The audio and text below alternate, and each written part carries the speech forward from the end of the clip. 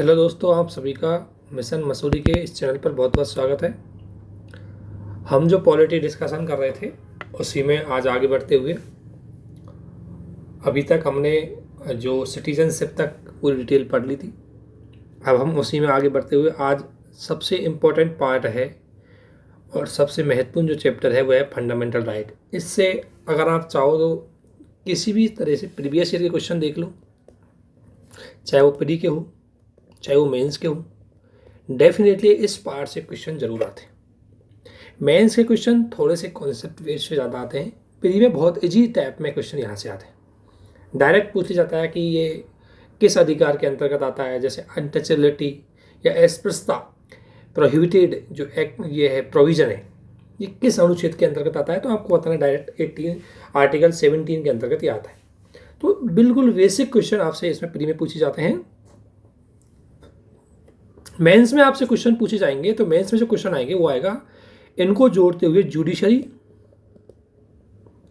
Plus executive का dispute या संसद का डिस्प्यूट, उसको लेकर के इसको जोड़ते हुए सवाल आते हैं। वो हम बताएंगे किस तरीके से आते हैं।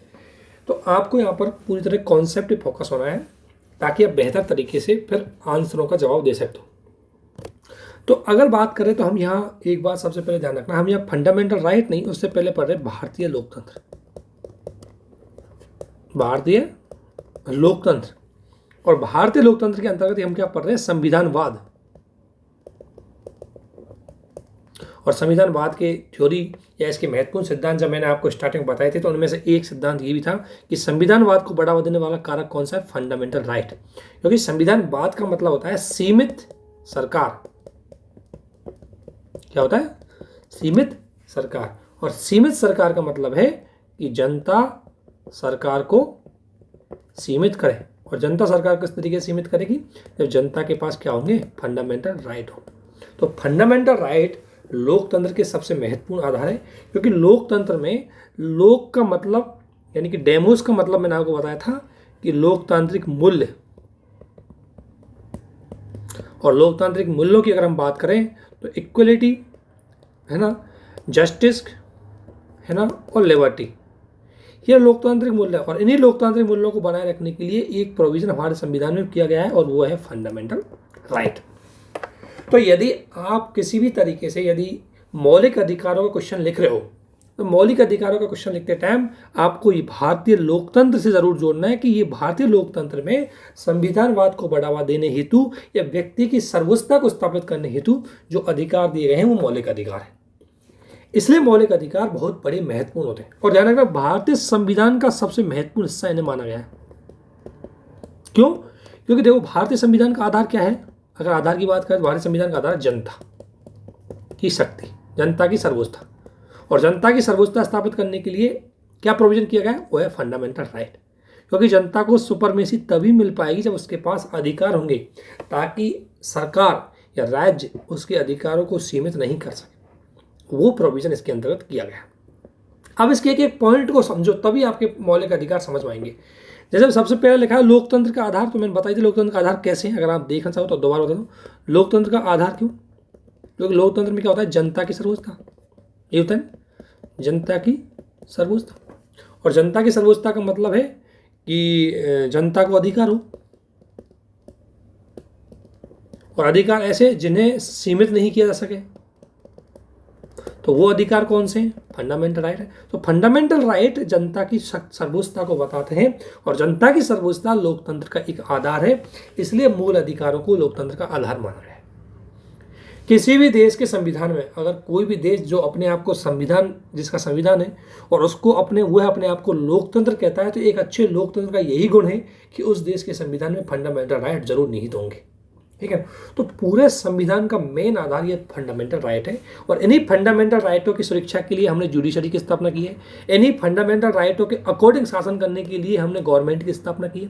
इन्हीं फंडामेंटल राइट्स की रक्षा के लिए हमने संविधान के विशेष प्रोविजन किए हैं। संविधान को ही एस्टेब्लिशमेंट किया है, संविधान को ही बनाया गया है, तो इसलिए बहुत इंपॉर्टेंट है। दूसरा जो पॉइंट है इसका अगर बात करें तो राज्य के विरुद्ध व्यक्ति के अधिकार है। राज्य के विरुद्ध व्यक्ति के अधिकार जैसे कैसे है राज्य के विरुद्ध, यानी कि पहला, जैसा आर्टिकल 14 क्या कहता है कि राज्य किसी भी स्थिति में, सामान्य स्थिति में राज्य व्यक्ति के साथ क्या नहीं कर सकता, डिस्क्रिमिनेशन नहीं कर सकता, भेदभाव नहीं कर सकता। राज्य को रोका गया है यहाँ पर कि राज्य ऐसा नहीं कर सकता, अर्थात राज्य हम सभी के साथ क्या करेगा, समानता स्थापित करेगा। तो क्या करते हैं, राज्य को व्यक्ति के विरुद्ध, यानी राज्य के व्यक्ति के लिए राज्य के विरुद्ध अधिकार है कि राज्य व्यक्ति के अधिकारों को सीमित नहीं कर सकता। जैसे आर्टिकल 21 में जीवन का अधिकार है, यानी कि जब तक किसी स्पेशल विधि, जब तक कोई विधि का उल्लंघन नहीं करता तब तक उस व्यक्ति को कोई मृत्युदंड नहीं दिया जा सकता। यानी कि राज्य मनमाने तरीके से किसी को मृत्युदंड या सजा नहीं दे सकता, ये राज्य को सीमित कर सकता है। नहीं तो आप देखो राजाओं के टाइम पे किसी राजा के मन में आई तुरंत सजा, चाहे वो इस व्यक्ति की गलती हो या मतलब। तो फंडामेंटल राइट ही वो अधिकार है जो हर तानाशाही से तानाशाही सरकार को सीमित कर देते हैं। और अगर किसी देश में लोकतंत्र में अगर मौलिक अधिकार है तो वहाँ कभी तानाशाही सरकार स्थापित हो ही नहीं सकती, ठीक है। तो इसलिए राज्य के विरुद्ध है। अब एग्जाम्पल देख सकते हो, आर्टिकल अगर हम बात करता हूँ, आर्टिकल अगर और एग्जाम्पल आर्टिकल 20 आर्टिकल 20 में कि मनमानी रूप से कोई गिरफ्तार नहीं कर सकती, अर्थात किसी व्यक्ति को जब तक किसी लागू कानून का पालन नहीं, उल्लंघन नहीं किया हो, जब तक किसी लागू कानून है उसका अगर उसने वायलेशन नहीं किया, तब तक किसी भी व्यक्ति को, चाहे पुलिस हो चाहे राज्य हो, कोई गिरफ्तार नहीं कर सकता। और गिरफ्तार करने का भी स्पेशल तरीका होगा, मनचाहे तरीके से उसको गिरफ्तार नहीं किया जा सकता। अर्थात मौलिक अधिकार राज्य को सीमित कर देते हैं कि राज्य कुछ भी मनमाना नहीं कर सकता। यही तो डेमोक्रेसी है, यही लोकतंत्र है। तो लोकतंत्र की यही तो शक्ति है कि राज्य, यानी कि जो हमने संस्थाएं बनाई हैं उसको तो हमने बनाया है, तो अर्थात हम सुपीरियर है उनसे। तो हम जब इनसे सुपीरियर है तो वो हमारे अधिकारों को सीमित कैसे कर सकता है। तो यही डेमोक्रेसी है। दूसरी बात, व्यक्ति की सर्वोच्चता स्थापित होती है, ये मैंने आपको बता दिया, क्योंकि यहाँ व्यक्ति के फंडामेंटल राइट है और राज्य से ज़्यादा सुपीरियर है। व्यक्ति के फंडामेंटल, यानी कि राज्य हम बताएंगे राज्य का मतलब क्या है। राज्य का मतलब है संसद, राज्य का मतलब है जितने भी सरकारी ऑफिस, राज्य का मतलब है राष्ट्रपति, प्रधानमंत्री, जो भी है ये सब राज्य के ही भाग है, इन्हीं राज्य माना गया। हालांकि हम आगे देखेंगे ना, आर्टिकल 12 के अंतर्गत राज्य को डिफाइन किया गया कि कौन सा राज्य होगा, किसे किसे राज्य माना जाएगा। तो ये जो राज्य है, इस राज्य से ज़्यादा कौन है सुप्रीम, व्यक्ति। और आपको पता है कि लोकतंत्र में सर्वोच्च कौन होगा, व्यक्ति होगा। तो ये फंडामेंटल राइट व्यक्ति को सर्वोच्च बनाते हैं कि अगर कोई व्यक्ति को बोलने का अधिकार दिया गया है तो कोई व्यक्ति के बोलने का अधिकार को छीन नहीं सकता, व्यक्ति सुपीरियर है। राइट टू लाइफ दिया गया है तो कोई व्यक्ति मनचाहे तरीके से, व्यक्ति हो या राज्य हो, कोई भी उसको छीन नहीं सकता। इसलिए ये क्या करते हैं, व्यक्ति की सुपरमेसी स्थापित करते हैं। दूसरा, पुलिस राज्य पर नियंत्रण। पुलिस स्टेट का मतलब था शक्तिशाली स्टेट या पुलिस राज्य। जैसे ब्रिटिश काल का राज्य था तो ब्रिटिश में पुलिस के बहुत सारे अधिकार थे। पुलिस चाहे जब किसी व्यक्ति को गिरफ्तार कर लेती थी, पूछताछ कर लेती थी, उसको पकड़ के ले जाती थी, उसको पीटने लग जाती थी। लेकिन मौलिक अधिकार ऐसा करने से रोकते हैं। अगर कोई राज्य, अगर कोई पुलिस, मतलब कोई राज्य किसी व्यक्ति को गिरफ्तार करता है तो उसको स्पेशल रूप से कारण बताना होगा। अगर उसका कारण सही नहीं है तो राज्य पे प्रतिबंध लग सकते हैं। और इसके लिए आपको पता है बंदी प्रत्यक्षीकरण रिट जारी होती है, ठीक है। आपको पता है आज पुलिस किसी व्यक्ति को बिना किसी वारंट के गिरफ्तार नहीं कर सकती, बिना किसी कारण के गिरफ्तार नहीं कर सकती। ये क्या है, पुलिस की शक्ति की सीमित है। और जिस राज्य में आपको पता है कि पुलिस की शक्ति जितना ज़्यादा सीमित रहेंगी उतने ही व्यक्तियों के अधिकार बढ़ेंगे। क्योंकि पुलिस राज्य का मतलब है कि राज्य की भूमिका केवल और केवल वहीं तक है कि वह व्यक्ति के अगर विरुद्ध कोई गलत घटना हो रही है तो उसकी निगरानी रखेगा और उसको सुधारेगा। अर्थात इसके अलावा राज्य की भूमिका ज़्यादा नहीं होगी। पुलिस राज्य का मतलब होता है तानाशाही राज्य, शक्तिशाली राज्य, है ना। तो यहाँ शक्तिशाली राज्य नहीं होगा, यहाँ पुलिस राज्य को सीमित किया जाएगा। जैसे अगर आप देख सकते हैं आर्टिकल 20 में कि मनमानी तरीके से किसी व्यक्ति को गिरफ्तार नहीं किया जा सकता। उसके 3 प्रोविजन हम देखेंगे कि एक व्यक्ति को केवल एक ही सज़ा दे सकते हैं, एक अपराध के लिए एक सज़ा। दूसरा, उस व्यक्ति को पूरा वकील करने का अधिकार है। इसलिए आपको पता है कि हमारे यहाँ आतंकवादियों को भी वकील करने का अधिकार है, आतंकवादियों को भी पूरा अधिकार दिया गया है, क्योंकि हम एक डेमोक्रेटिक कंट्री है। और डेमोक्रेटिक कंट्री में सारी चीज़, चाहे वो टेररिस्टिक क्यों ना हो, हर चीज़ रूल और रेगुलेशन से चलती है, ठीक है। किसी व्यक्ति के मनमाने तरीके से नहीं चलती। दूसरी बात, विधि का शासन और प्राकृतिक न्याय। विधि का शासन, आपको पता आर्टिकल 14 है, वो विधि के शासन की स्थापना करता है। और विधि का शासन कहता है कि विधि सुपर है, विधि के ऊपर कोई नहीं, यानी सबसे बड़ी है विधि। कानून सबसे ऊपर है, उससे नीचे आते हैं सब, चाहे वो राष्ट्रपति हो चाहे प्रधानमंत्री हो, सब ऊपर है और सभी के लिए कानून इक्वल है। अगर प्रधानमंत्री ने भी किसी कानून का उल्लंघन किया है तो उसको भी उतनी सजा है जितना एक आम व्यक्ति ने किसी कानून का उल्लंघन किया है। तो यह है विधि का शासन, और यह स्थापित करता है कौन? मौलिक अधिकार। इसलिए हर व्यक्ति के मौलिक अधिकार व्यक्ति को इक्वली बनाते हैं। ठीक है। इसके अलावा प्राकृतिक न्याय। प्राकृतिक न्याय का मतलब प्राकृतिक न्याय का मतलब है किसी व्यक्ति को नेचुरल रूप से, मतलब जैसे बिना किसी कारण गिरफ्तार नहीं कर सकते, बिना किसी, अगर व्यक्ति ने जितना अपराध किया उतनी ही सजा होनी चाहिए, और किसी व्यक्ति को उसका पक्ष रखे बिना उसके विरुद्ध कोई सजा नहीं सुनाई सकती। और मौलिक अधिकारों में यह व्यवस्था की गई है कि हर व्यक्ति को अपना पक्ष रखने का अधिकार है, चाहे वो अपराधी क्यों ना हो, चाहे आतंकवादी ही क्यों ना हो, उसको भी अपनी बात रखने का, अपना वकील करने का पूरा अधिकार है। ये आर्टिकल 20 बोलता है और आर्टिकल 2022 भी बोलता है। ठीक है। तो इसलिए ये क्या करते हैं कि ये प्राकृतिक न्याय की स्थापना करते हैं। और संविधानवाद के बारे में तो जब मैंने आपको थ्योरी पढ़ाई थी संविधानवाद की, तो संविधानवाद का मतलब है सीमित सरकार। और ऑब्वियसली फंडामेंटल राइट तो राज्य को क्या करते हैं? सीमित करते हैं। कैसे करते हैं? राज्य मनमाना नहीं कर सकता, क्योंकि राज्य ने अगर मनमाना किया तो सुप्रीम कोर्ट में व्यक्ति जाकर के उसके विरुद्ध अपील कर सकता है। ठीक है ना। तो ये क्या करते हैं? सीमित या संविधानवाद को प्रमाणित करते हैं। तो उसमें ये आगे। इसके अलावा अगर मैं बात करूं तो संविधान द्वारा प्रदत्त संविधान आमजन, यानी ये एक चीज और है इसकी कि ये व्यक्ति के सर्वांगीण विकास में सहायक होते हैं। अब सर्वांगीण विकास की अगर मैं बात करूं तो व्यक्ति का बात करें मानसिक विकास, शारीरिक विकास, सब में। ठीक है ना। व्यक्ति का शैक्षणिक विकास, सामाजिक विकास, और आपको पता है कि सर्वांगीण विकास में है। जैसे अगर मैं बात करूं आर्टिकल 16 हर व्यक्ति को रोजगार का अधिकार दे रहा है, कि व्यक्ति को इक्वल रूप से रोजगार का अवसर है। अगर मैं बात करूं आर्टिकल 21 हर व्यक्ति को गरिमापूर्ण जीवन का अधिकार है। कोई भी व्यक्ति गरिमापूर्ण जीवन के अधिकार के अंतर्गत आप देख सकते हो उसको शिक्षा का अधिकार मिल गया उसका विकास करने के लिए। आपको पता है आर्टिकल 21A में शिक्षा का अधिकार दिया गया। ठीक है। इसी प्रकार व्यक्ति का सामाजिक विकास, जैसे व्यक्ति के साथ सामाजिक भेदभाव नहीं किया जा सकता, आर्टिकल 14, 15, 16 में ये बात बोली गई है। महिलाओं के लिए सशक्तिकरण के लिए विशेष प्रोविजन किए गए। तो इस प्रकार जो ये अधिकार है ये व्यक्ति के सामाजिक, आर्थिक, राजनीतिक सर्वांगीण विकास में। आपको पता है आर्टिकल 19 के अंतर्गत स्वतंत्रता दी गई है, उसमें व्यक्ति को व्यापार करने का अधिकार दिया गया, व्यक्ति को भ्रमण करने का अधिकार दिया गया। तो ये क्या है? ये सारे व्यक्ति के सर्वांगीण विकास में सहायक होते हैं। तो एग्जाम्पल के साथ आपको इसको समझना है कि हाँ सच में ये बात बोली गई है, जो मैं आपको यहाँ समझा रहा हूँ ये सच में बात सही भी है या नहीं है। तो इसको एग्जाम्पल के थ्रू आपको समझना है। इसके बाद होता है राजनीतिक लोकतंत्र की स्थापना करते हैं। देखो राजनीतिक लोकतंत्र का मतलब होता है राजनीतिक रूप से सभी समान और स्वतंत्र हो, वो होती है पॉलिटिकल डेमोक्रेसी। और आपको पता है कि ये मौलिक अधिकार है, सभी व्यक्तियों को समान भी है, और ये व्यक्ति की स्वतंत्रता को बनाए रखते हैं, और साथ ही सभी व्यक्तियों को सुपरमेसी भी दिलाते हैं। और राजनीतिक लोकतंत्र का ही एक अर्थ होता है व्यक्ति की सर्वोच्चता, व्यक्ति की स्वतंत्रता और व्यक्ति की समानता। तो राजनीतिक लोकतंत्र के आदर्शों के रूप में यह महत्वपूर्ण है, क्योंकि राजनीतिक लोकतंत्र की एक निशानी है अधिकार, स्वतंत्रता, समानता। ये राजनीतिक लोकतंत्र की निशानी है। तो ये फंडामेंटल राइट हर व्यक्ति के अधिकार होते हैं। ठीक है। उदारवादी विचारधारा, अगर आपको पता है मैंने विचारधारा शायद आपको बताई थी शुरू में कि विचारधारा 3 तरह की होती है, कई विचारधारा होती है, जिसमें उदारवादी, समाजवादी, गांधीवादी, मार्क्सवादी। हर विचारधारा अपना अपना उसका नजरिया होता है, और हर चीज़ को अपने अपने नजरिए से वो विचारधारा एक्सप्लेन करती है। कोई भी विचारधारा पूर्णतः सत्य नहीं होती। ठीक है ना। हर विचारधारा अपने अपने तर्कों के आधार पर सत्य होती है। तो उदारवादी अगर विचारधारा की हम बात करें, उदारवादी विचारधारा हमेशा व्यक्ति की सर्वोच्चता की बात करेगी, ध्यान रखना, ये व्यक्ति को फोकस करेगी, समाज को नहीं। ठीक है ना। दूसरी मार्केट इकोनॉमी की बात करेगी, तीसरी स्वतंत्रता को महत्व देगी, और चौथी अधिकार को। ठीक है। इन चीज़ों को महत्व देगी। और आपको पता है फंडामेंटल राइट में यही तो बात आपके लिए स्वतंत्रता बोली गई है, आपके लिए अधिकार बोले गए हैं, व्यक्ति को सुपरमेसी दी गई है। फंडामेंटल राइट के अंतर्गत व्यक्ति सर्वोच्च है, उसके अधिकार को कोई छीन नहीं सकता। व्यक्ति राज्य को सीमित कर सकता है। अगर राज्य व्यक्ति के अधिकारों का उल्लंघन करता है तो व्यक्ति आर्टिकल 32 के अंतर्गत रिट लगा सकता है। तो इस आधार पर मौलिक अधिकार व्यक्ति के जीवन के विकास में सबसे महत्वपूर्ण है।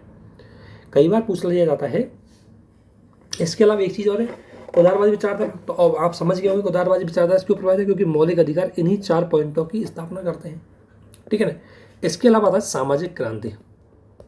देखो अगर आपने शुरू में वीडियो देखी है तो उसमें एक चीज़ देखी होगी कि मैंने बोला है कि भारतीय संविधान है वो केवल शासन दुनिया के सारे संविधान इसलिए बनाए गए कि शासन का संचालन किया जाए।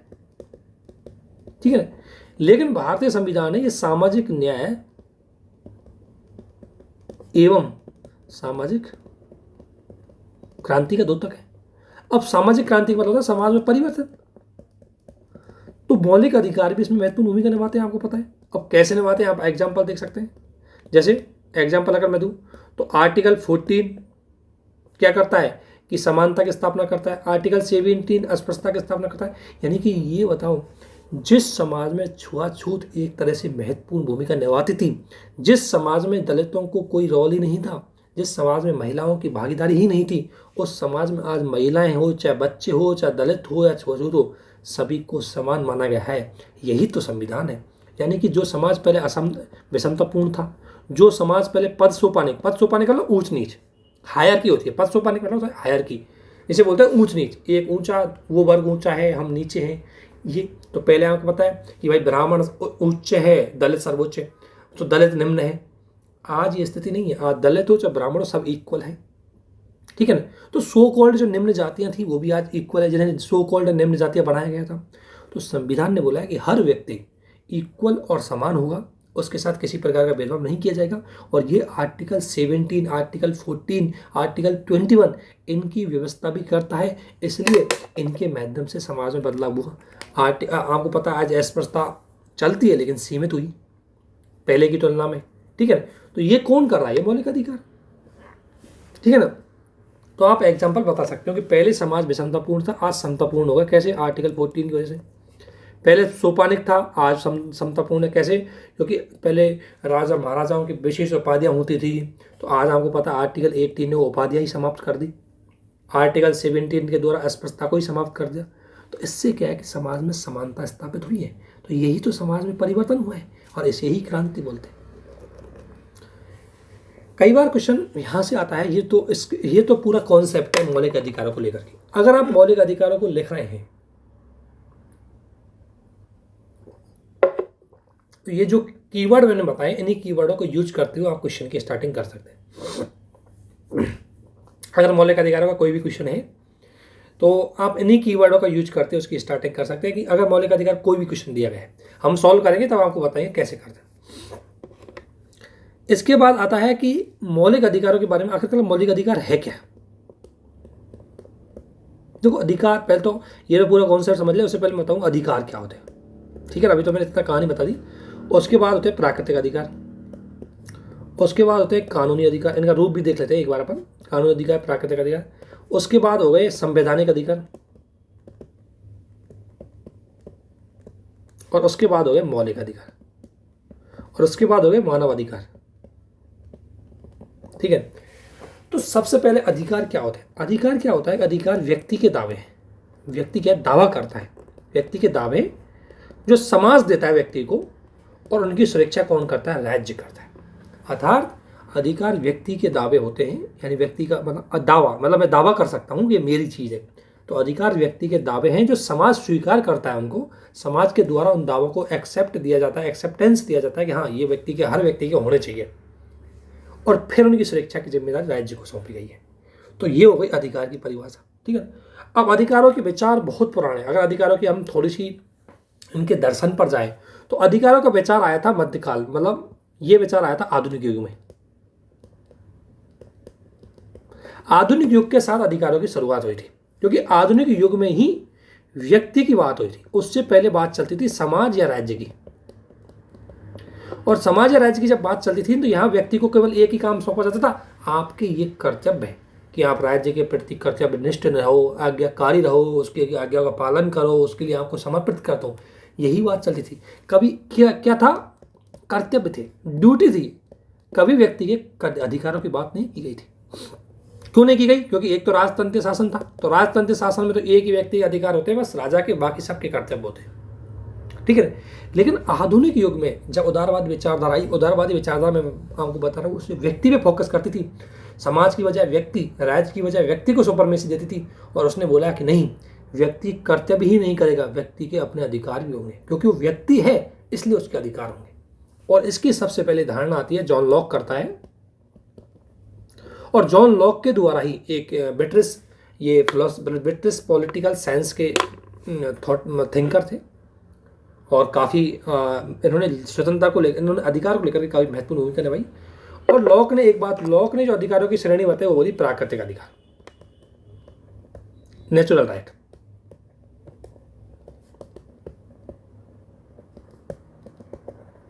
और नेचुरल राइट में लॉक ने बोली कि हर व्यक्ति को जन्म से, यानी कि उसने व्यक्ति के रूप में जन्म लिया, इसलिए उसके 3 अधिकार होते हैं। और उसने नेचुरल राइट में 3 अधिकार होता है। एक तो होता है लाइफ, एक होता है लिबर्टी, और एक होता है प्रॉपर्टी। यानी कि जीवन का अधिकार, संपत्ति का अधिकार और स्वतंत्रता का अधिकार, ये 3 अधिकार प्राकृतिक है। यानी कि उसने बोला प्राकृतिक अधिकार का मतलब ये होता है कि व्यक्ति को प्रकृति के द्वारा दिए गए हैं और व्यक्ति की सुरक्षा के लिए जरूरी है और व्यक्ति होने के नाते उसको मिलते हैं, वो अधिकार क्या हो गया, प्राकृतिक अधिकार। और इसमें उसने मुख्य रूप से 3 अधिकारों को रखा, लाइफ, लिबर्टी एंड प्रॉपर्टी। ठीक है, तो ये हो गया प्राकृतिक अधिकार। इसके बाद अगर अधिकारों की हम अगली श्रेणी पर जाए तो वो अधिकार होते हैं कानूनी अधिकारों की एक श्रेणी हम पढ़ लेते हैं, मानव अधिकार। मानव अधिकार का मतलब है कि किसी व्यक्ति को मानव होने के नाते उसको मिलने वाले राइट, मानव अधिकार। जैसे मानव है तो खाने का अधिकार, भाई मानव है तो खाएगा ही। मानव है तो शिक्षा प्राप्त करने का अधिकार, ये उसका मानव अधिकार होगा। मानव है तो उसका गरिमापूर्ण जीवन रहना चाहिए, ये भी उसका मानव अधिकार होगा। तो मानव होने के नाते उसको मिलने वाले अधिकार मानव अधिकार कहलाते हैं।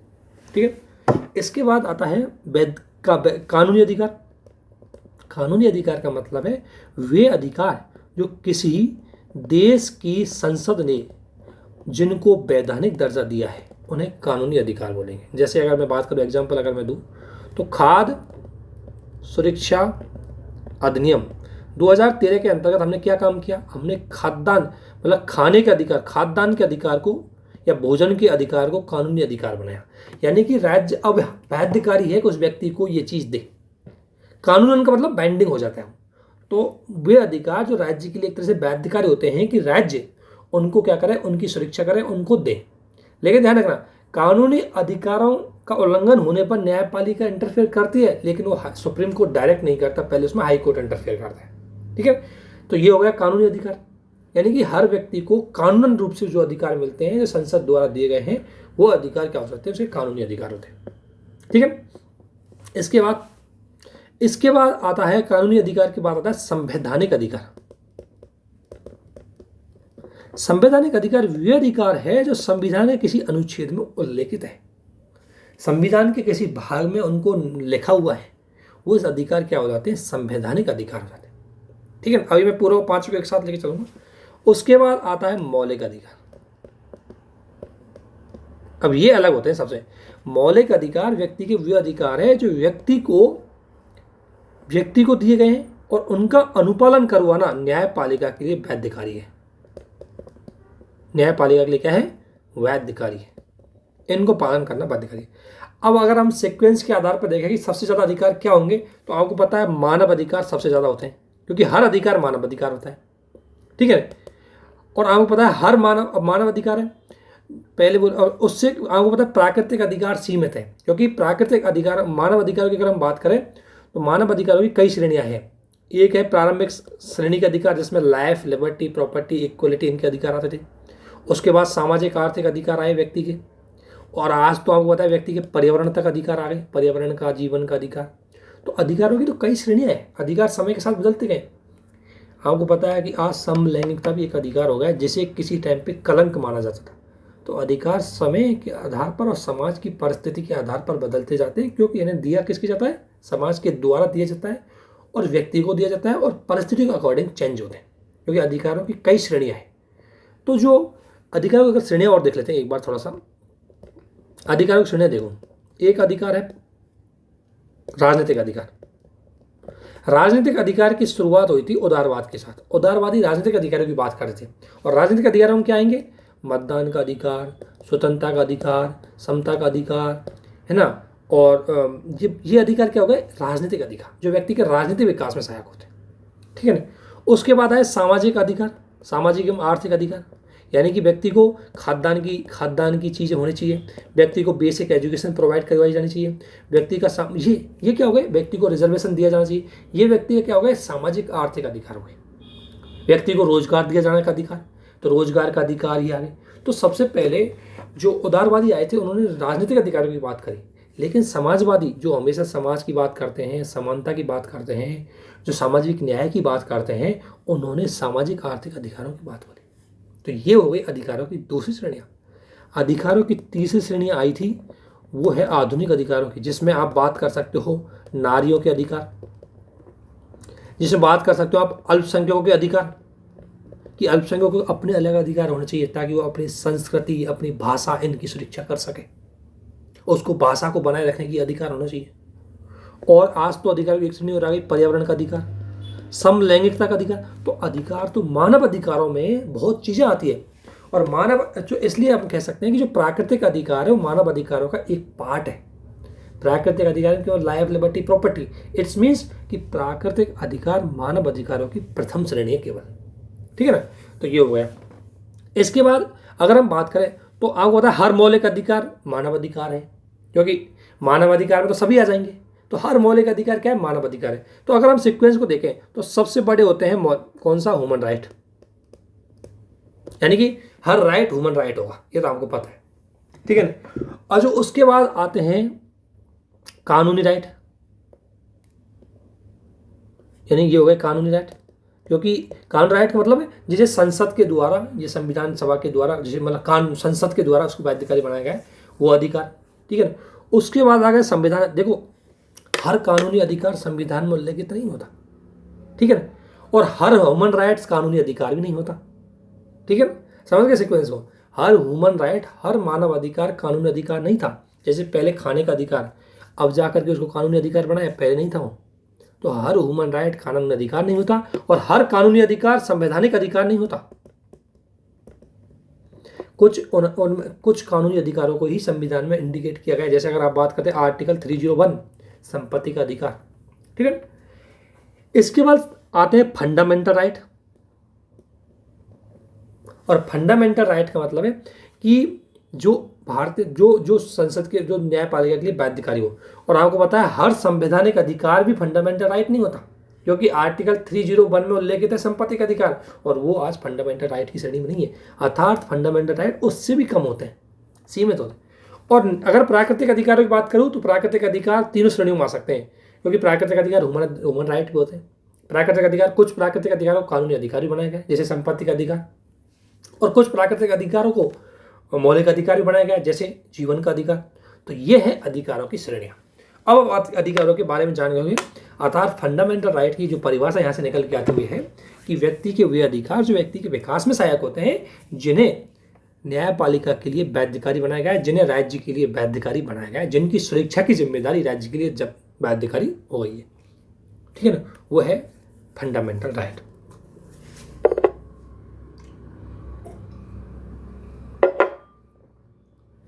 अगर हम फंडामेंटल राइट की अगर भारतीय संविधान के संबंध में अगर बात करें तो देखते हैं भारतीय संविधान में फंडामेंटल राइट अगर बात करें तो भाग 3 और अनुच्छेद अगर बात करें हम तो 12 से लेकर के 35। देखो अभी तक हमने अनुच्छेद 1 से लेकर 11 तक पढ़ लिए हैं, भाग फर्स्ट और सेकंड भी पढ़ लिया है। तो मैं आपको यही बताना चाहता हूँ कि अधिकार अपने आप अनुच्छेद आते जाएंगे, आपको अलग से नहीं पढ़ने की जरूरत है। तो अब आर्टिकल 12 से लेकर के 35 तक जो फंडामेंटल राइट है उनमें फंडामेंटल राइटों का उल्लेख किया गया है। भाग 3 में है भारतीय संविधान के अंतर्गत। भारतीय संविधान में अधिकार लिए गए अमेरिका के संविधान से।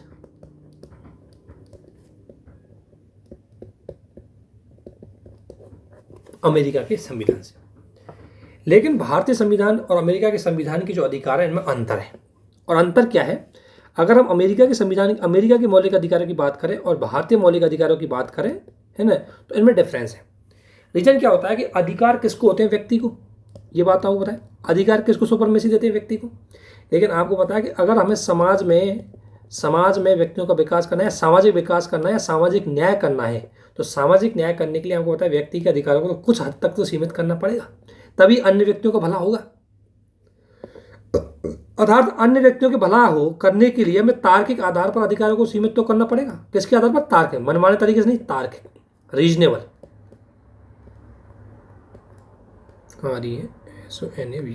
रीजनेबल तरीके से हम अधिकारों को भी सीमित कर सकते हैं, क्योंकि हमें सामाजिक बदलाव करना है, हमें समाज में परिवर्तन करना है। कैसे? देखो अगर मान लेते हैं कि भाई, अगर मान लें जैसे हम बात करें कि व्यक्तियों के अधिकार की पूर्ण समानता होनी चाहिए, पूर्ण समानता, किसी प्रकार कोई भेदभाव नहीं होना चाहिए। लेकिन इससे पूर्ण समानता स्थापित तो नहीं होगी, क्योंकि भारतीय समाज पहले से ही एक वर्ग बहुत पीछे है, ठीक है ना। तो भारतीय समाज का एक वर्ग पहले से ही बहुत पीछे है, तो ऐसी स्थिति में पूर्ण समानता नहीं हो पाएगी। तो पूर्ण समानता के लिए हमें एक वर्ग को विशेष प्रोविजन देना पड़ेगा, और विशेष प्रोविजन का देने का मतलब है कि जो वर्ग आगे निकल गया उसके अधिकार को कुछ हद तक सीमित करना पड़ेगा, उन पर प्रतिबंध लगाना पड़ेगा। इसीलिए भारत ने क्या है कि भारतीय संविधान ने लिए तो अमेरिका से, लेकिन अमेरिका का समाज और भारतीय समाज में डिफरेंस है। इसलिए आपसे कई बार क्वेश्चन आता है कि भारतीय संविधान निर्माताओं ने भारत के संविधान को कॉपी किया है, तो उस बात को वहाँ पे गलत साबित करना है कि भारत ने नकल नहीं किया, कॉपी नहीं किया। हमने वहाँ से चीज़ें ली, लेकिन अकॉर्डिंग टू इंडियन सोसाइटी उनको इंडियन कॉन्स्टिट्यूशन में ऐड किया है। ठीक है ना। अब देखो, हमने फंडामेंटल राइट तो लिया, लेकिन अमेरिका में फंडामेंटल राइट कैसे? एब्सोल्यूट। एब्सोल्यूट का मतलब है कि किसी भी स्थिति में उनको सीमित नहीं किया जा सकता, अर्थात संसद की शक्ति सीमित हो जाती है, क्योंकि इनको सीमित करने की शक्ति किसकी होती है? संसद को। अब संसद उनको सीमित ही नहीं कर सकती, तो एब्सोल्यूट अधिकार है वो है अमेरिका में, यानी कि पूर्ण है, उन पर किसी प्रकार का कोई प्रतिबंध नहीं लगाया जा सकता, है ना। क्योंकि वहाँ समाज पहले से ही इक्वल था, और हर व्यक्ति इक्वल है, तो फिर किसके साथ भेदभाव करने की जरूरत? तो वहाँ सामाजिक विकास नहीं करना था, क्योंकि सामाजिक विकास ऑलरेडी था। वहाँ राजनीतिक बात करनी थी, और राजनीतिक विकास करने के लिए आपको सभी को इक्वल अधिकार देना जरूरी था। जबकि भारतीय समाज विषमतापूर्ण था, वहाँ सामाजिक विकास करना है, और अगर एक व्यक्ति सामाजिक विकास करने के लिए, समाज में समानता लाने के लिए जो आगे है उसको रोक के पीछे वाले को आगे बढ़ाना है, और जब पीछे वाले को अगर निचले वाले लोगों को अगर आगे बढ़ाना है तो उनको कुछ विशेष प्रोविजन देने पड़ेंगे, और यदि आप उनको विशेष प्रोविजन देंगे तो कुछ व्यक्तियों के अधिकार सीमित करने पड़ेंगे, अर्थात समाज की भलाई के लिए व्यक्तियों के अधिकार को सीमित करना पड़ेगा। इसलिए भारतीय संविधान में जो मौलिक अधिकार है वो एब्सोल्यूट नहीं है, उन पर तार्किक प्रतिबंध लगाए जा सकते हैं, लेकिन प्रतिबंध भी कैसे हो? रीजनेबल, ऐसा नहीं कोई मनमानी तरीके से लगा गया। लेकिन अगर हम देखें भारतीय संविधान का एक अनुच्छेद है आर्टिकल 17, जिसमें अस्पृश्यता निषेध की बात की गई है, अनटचएबिलिटी प्रोहिबिटेड। तो अनटचएबिलिटी प्रोहिबिटेड की इसमें बात की गई है, और अनटचएबिलिटी प्रोहिबिटेड के अंतर्गत इसमें एब्सोल्यूट है, यानी किसी भी स्थिति में छूट नहीं दी जाएगी, भाई छुआछूत कर लो, हर स्थिति में छुआछूत प्रतिबंध ही रहेगी। इसलिए आर्टिकल 17 एकदम एब्सोल्यूट है, लेकिन ध्यान रखना हर अधिकार भारत का एब्सोल्यूट नहीं है। तो अमेरिका के संविधान से और भारतीय संविधान के मौलिक अधिकारों में जो डिफरेंस है उसका मेन अंतर यही है जो मैंने आपको बताया। अब यह है मौलिक अधिकार और कानूनी अधिकारों को हालांकि हमने अच्छी तरीके से समझ लिया, लेकिन एक बार इनका और डिफरेंस समझ सकते हैं। एक साइड आ गए फंडामेंटल राइट और एक साइड आ गए स्टैच्यूटरी राइट। ऐसा फंडामेंटल राइट की अगर मैं बात करूँ तो ये न्यायपालिका के लिए बाध्यकारी, मैंने बताया था न्यायपालिका के लिए बाध्यकारी होते हैं। ध्यान रखना, सरकार के लिए तो बाध्यकारी दोनों ही होते हैं, फंडामेंटल राइट भी बाध्यकारी होते हैं और स्टैच्यूटरी राइट भी बाध्यकारी होते हैं, लेकिन फंडामेंटल राइट न्यायपालिका के लिए भी बाध्यकारी होते हैं। किसके लिए? न्यायपालिका के लिए, कि न्यायपालिका बाध्यकारी इनको फॉलो करवाए, और ये प्रोविजन भारतीय संविधान के इसमें आर्टिकल 32 में, ठीक है। इसके अलावा जबकि फंडामेंटल राइट, जबकि ये कानूनी अधिकार है, ये न्यायपालिका के लिए बाध्यकारी नहीं है। अगर इनका उल्लंघन हो रहा है तो न्यायपालिका बाध्यकारी नहीं है कि इनको फॉलो करवाए, हालांकि करवाती है लेकिन बाध्यकारी नहीं है, ठीक है। दूसरा अगर हम बात करें तो अगर फंडामेंटल राइट का उल्लंघन होता है तो आप आर्टिकल 32 के अंतर्गत सीधे सुप्रीम कोर्ट में जा सकते हैं। कहाँ जा सकते हैं? सीधे सुप्रीम कोर्ट में।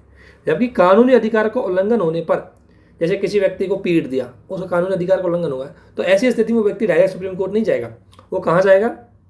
वो निचले न्यायालयों में जाएगा। आपको पता है जितनी भी क्रिमिनल एक्टिविटी होती है, ऐसा नहीं कि आपने कोई FIR दर्ज कराई तुरंत मामला हाई कोर्ट और सुप्रीम कोर्ट में पहुंच जाएगा। पहले जो डिस्ट्रिक्ट कोर्ट, छोटे छोटे कोर्ट उनमें जाता है, फिर उनसे ऊपर वाले कोर्ट में जाता है, ऐसे जाता है। तो इसमें न्यायालय डायरेक्ट मामला कहाँ जाएगा? इनका उल्लंघन होने पर मामला जाएगा कहाँ पर? सबऑर्डिनेट कोर्ट पर। सबऑर्डिनेट जो कोर्ट है हमारे, डिस्ट्रिक्ट कोर्ट है या कचहरी है, उन पर जाएगा। एक ही अंतर हो गया। दूसरा, अगर मान लें फंडामेंटल राइटों का अगर उल्लंघन होता है, फंडामेंटल राइटों में अगर संशोधन करना होता है तो किसकी जरूरत पड़ती है? संवैधानिक संशोधन की। और ध्यान रखना, संवैधानिक संशोधन का मतलब है कि अगर संवैधानिक संशोधन है तो उसमें आधारभूत ढांचे का उल्लंघन नहीं होता। जबकि अगर कोई कानूनी अधिकार है तो उसको सामान्य कानून के माध्यम से ही परिवर्तित किया जा सकता है। ध्यान रखना, कानूनी अधिकार है तो उसको जनरल कानून के जनरल बिल, और जनरल बिल का आपको पता ही है कि उपस्थित एवं वोटिंग करने वाले सदस्यों का 1/2 +1, तो उसको आसानी से चेंज कर सकता है कोई, लेकिन फंडामेंटल राइट को आसानी से चेंज नहीं कर सकता। दूसरी बात, फंडामेंटल राइट केवल और केवल आपातकाल में ही, अगर हम पढ़ेंगे आपातकाल के कौन से प्रोविजन में ये निलंबित सस्पेंड होते हैं, जबकि जो कानूनी अधिकार है इनको विधायिका कभी भी सस्पेंड कर सकती है, इसको संसद या विधानसभा कभी भी सस्पेंड कर सकती है। ठीक है, इसके अलावा अगर हम बात करें तो यही चीज़ है, इनमें से मेन तो यही अंतर है। इन दोनों के बीच में जो अंतर है उसको आपको ध्यान से रखना है। अगर इनका एग्जाम्पल देखना है तो एग्जाम्पल देख सकते हैं, खाद्यान्न का अधिकार वर्सेस जीवन का अधिकार।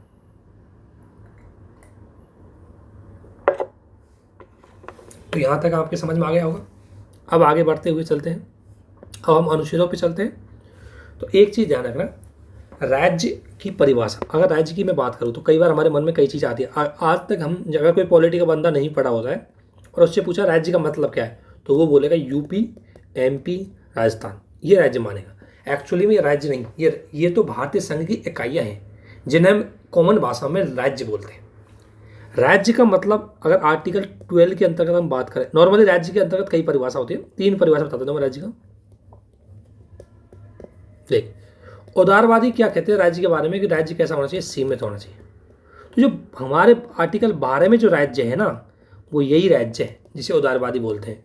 और यहाँ आर्टिकल 12 का जो राज्य है उसमें किसे किसे मानेगा, तो एक तो भारत सरकार खुद राज्य हो जाएगी, एक संसद, यानी कि भारत सरकार के जितने भी इंस्टीट्यूट है वो सब राज्य की श्रेणी में आते हैं, संसद के जितने भी लोग हैं सब राज्य की श्रेणी में आते हैं, राज्य सरकार हैं वो राज्य की श्रेणी में आती है, राज्य सरकारों के जितने भी विभाग गवर्नमेंट के वो सब राज्य श्रेणी में कहलाएंगे। जैसे कोई अगर कोई प्रिंसिपल भी है, किसी स्कूल का प्रिंसिपल है तो राज्य माना जाएगा, अगर किसी जगह का डिस्ट्रिक्ट कलेक्टर है तो भी राज्य माना जाएगा। ठीक है ना, तो वो क्योंकि वो सरकारी पद है। ठीक है ना, इसके अलावा सभी प्रकार के लोकल गवर्नमेंट सरपंच है वो भी राज्य की श्रेणी में आएगा, सरपंच भी राज्य माना जाएगा, है ना, जिला परिषद के सदस्य भी राज्य माने जाएंगे, महापौर, मेयर, ये सब क्या है, राज्य है। ठीक है ना, और अन्य संस्थाएं, यानी कि वो सभी संस्थाएं जो सरकार से फंडिंग लेती हो, जिनको सरकार कंट्रोल करती हो, वो स्टेट की श्रेणी में माना जाएगा। तो आर्टिकल 2 के अंतर्गत, यानी कि फंडामेंटल राइटों में जब भी मैं आपको राज्य की बात करूं तो इनमें से किसी एक चीज़ की बात हो रही होगी, चाहे तो वो कोई पीएम हो सकता है, प्रधानमंत्री हो सकता है, स्टेट का मिनिस्टर हो सकता है, कोई भी हो सकता है। लेकिन एक विवाद बहुत रहा था बीसीसीआई को लेकर। बीसीसीआई और एनसीईआरटी राज्य के अंतर्गत नहीं आते, हालांकि इनको लेकर के बहुत कोर्ट चला, सुप्रीम कोर्ट ने बोला कि भाई बीसीसीआई गवर्नमेंट के इंस्टीट्यूट है तो राज्य के अंतर्गत आनी चाहिए, लेकिन बीसीसीआई ने बोला कि हमें सरकार फंडिंग नहीं करती, हम एक अलग से हम अलग से एक बॉडी है, इसलिए बीसीसीआई ने अपने आप को राज्य से अलग माना। ठीक है ना, तो बीसीसीआई राज्य की श्रेणी में नहीं आती, एनसीईआरटी ये भी राज्य की श्रेणी में नहीं आती, क्योंकि इनकी फंडिंग ये खुद करते हैं, हालांकि इनका मॉनिटरिंग सब कुछ स्टेट ही करता है, राज्य करता है। ठीक है ना, तो अगर आपसे मैं बोलूँ राज्य क्या है, तो मौलिक अधिकारों में यूज होने वाला राज्य ये होगा। ठीक है ना, मौलिक अधिकार के अंतर्गत मैं राज्य की बात बोलूँ तो उसका मतलब ये है, यूपी एमपी बिहार मत समझना, उसका मतलब ये है कि या तो संसद है, या राज्य सरकार की कोई डिपार्टमेंट है, या सेंट्रल गवर्नमेंट कोई डिपार्टमेंट, मिनिस्ट्रालय, कोई सरकारी कर्मचारी, सरकारी ऑफिसर, ये सब क्या आएंगे, राज्य की श्रेणी में आएंगे। एक राज्य की श्रेणी जो कॉमन रूप से राज्य का मतलब होता है, उसमें होता है, राज्य का मतलब होता है 4 चीज़ होनी चाहिए राज्य के पास, उसे राज्य माना जाएगा। जैसे एक भूभाग होना चाहिए उसके पास अपनी, एक उसके पास अपनी सरकार होनी चाहिए, एक उसके पास अपना संप्रभुता होनी चाहिए, और एक उसकी जनसंख्या होनी चाहिए। ये कॉमन रूप से अगर पॉलिटिकल साइंस की लैंग्वेज में अगर हम राज्य की बात करते हैं तो राजनीति की लैंग्वेज में 4 चीज़ें अगर किसी राज्य के पास होंगी उसे राज्य की श्रेणी में रखा जाएगा। और यदि आप 2021 का विधि का पेपर देखोगे तो यही पूछा था, एक सवाल, एक क्वेश्चन आपसे जो डायरेक्ट पूछा था, हालांकि मैंने यहाँ 4 शब्द लिख के बोले, उसने एक लाइन लिख के पूछा था। ठीक है, तो राज्य का मतलब जिसका अपना एक निश्चित भूभाग हो, अपने द्वारा लोगों द्वारा निर्मित एक सरकार हो, जो बाह्य और आंतरिक रूप से स्वतंत्र हो, और जिसकी अपनी जनसंख्या हो, उसे राज्य की श्रेणी में रखा जाएगा। ये राजनीति विज्ञान की परिभाषा है। राजनीति में राज्य को मतलब ये होता है। फंडामेंटल राइट के अंतर्गत राज्य का मतलब ये आर्टिकल 12 होता है। और अगर हम एक राज्य की ओर बात करें, डीपीएसपी यानी नीति निर्देशक तत्वों के अंतर्गत राज्य का मतलब होता है जन कल्याणकारी राज्य। जन कल्याणकारी, जो जनता के कल्याण में काम करेगा, जो जनता की सामाजिक विकास, आर्थिक विकास में महत्वपूर्ण भूमिका निभाएगा। तो अब आप राज्य की परिभाषा समझ चुके होंगे। ठीक है ना, तो राज्य का मतलब ये है। इसके अलावा आर्टिकल 13 में हम जाते हैं। आर्टिकल 13 के कई भाग हैं, लेकिन आर्टिकल 13 का एक भाग है, आर्टिकल 13 का भाग 2, जो विधि को परिभाषित करता है, यानी किसे विधि माना जाएगा, क्या किसे लॉ माना जाएगा, किसे कानून माना जाएगा, तो उसको परिभाषित किया गया आर्टिकल 13 में। क्योंकि ये परिभाषित इसलिए किया गया है क्योंकि आर्टिकल 13 का भाग फर्स्ट, ये हम देखेंगे आगे, आर्टिकल 13 के 2 में तो विधि को परिभाषित किया गया है। आर्टिकल 13 का भाग फर्स्ट कहता है कि कोई भी विधि मौलिक अधिकारों को सीमित नहीं कर सकती, और संविधान निर्माताओं ने पहले ही विधि को परिभाषित कर दिया कि विधि का मतलब क्या होगा। तो विधि को परिभाषित करते हैं, पहले उसको देखते हैं फिर देखेंगे। तो विधि को परिभाषित किया गया, देखो कैसे, आर्टिकल 13(2) में विधि को परिभाषित किया गया किसे विधि माना जाएगा, किसे लॉ माना जाएगा। तो एक तो पार्लियामेंट्री लॉ, पार्लियामेंट के द्वारा अगर कोई कानून बनाया गया है तो एक तो वो लॉ, उसे कानून माना जाएगा। जैसे अगर बात करें सिटीजनशिप एक्ट आया, ये जितने भी एक्ट आते हैं ये सब लॉ माने जाएंगे। इसके अलावा किसी राज्य की जो विधानसभा है, विधानसभा के द्वारा पारित कोई लॉ, वो भी विधि माना जाएगा। इसके अलावा राष्ट्रपति या गवर्नर, हम ध्यान रखना गवर्नर नहीं लिखा हुआ है, गवर्नर और लिख लो, राष्ट्रपति राष्ट्रपति या गवर्नर के द्वारा जारी किए गए ऑर्डिनेंस,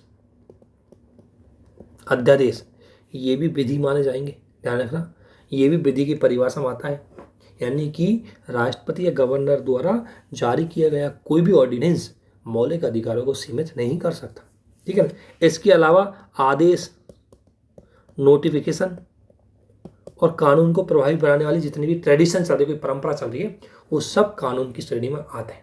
अब थोड़ा सा, आदेश और नोटिफिकेशन ये कार्यपालिका के द्वारा बनाए जाते हैं, जबकि कानून है ये विधायिका के द्वारा बनाए जाते हैं, ठीक है ना, ये भी ध्यान रखना।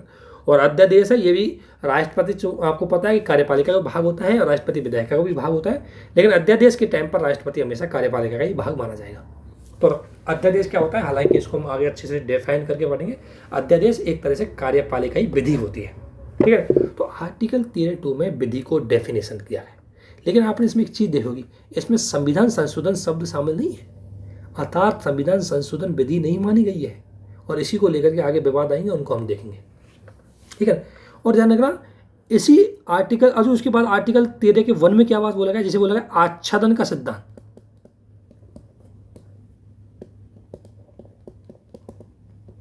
ओवरलैपिंग, है ना, ओवरलैपिंग बोलते हैं इसको,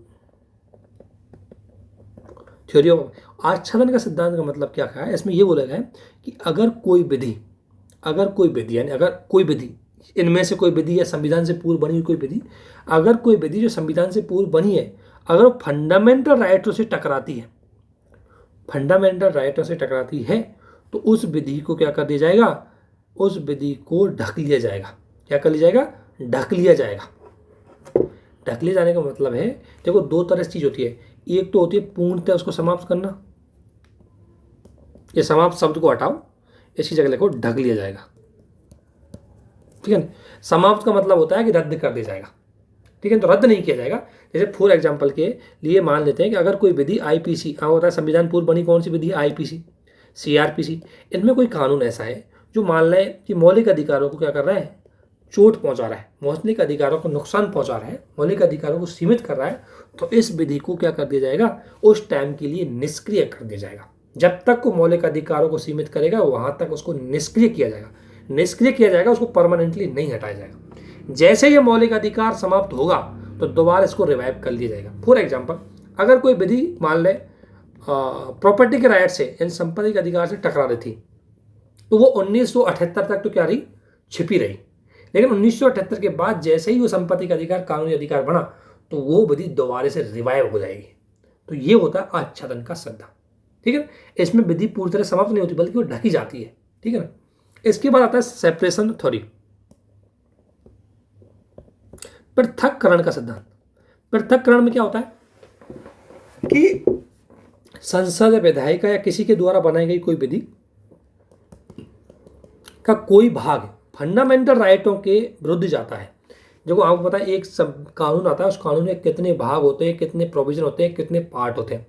देखो अगर मान लें पूरा कानून जाएगा तो पूरा कानून रद्द हो जाएगा, लेकिन अगर उस कानून का कोई प्रोविजन ही मौलिक अधिकारों का उल्लंघन करता है तो उस प्रोविजन को अलग करके रद्द कर दिया जाएगा, बाकी शेष प्रोविजन लागू रहेंगे। ऐसे बोलते हैं पृथक्करण का, यानी कि एक ही कानून को दो भागों में डिवाइड कर दिया जाएगा कि कौन सा भाग लीगली सही है, कौन सा लीगली सही नहीं है। लीगली सही का मतलब है कि फंडामेंटल राइटों के अकॉर्डिंग है, और जो भाग फंडामेंटल राइटों के विरोध में है उसको रद्द कर दिया जाएगा।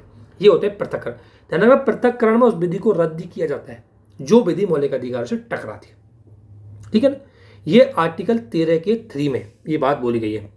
ठीक है ना, इसमें 13 के 3 कर लो इसको। ठीक है ना, सो 13 का 2 में बोली गई है।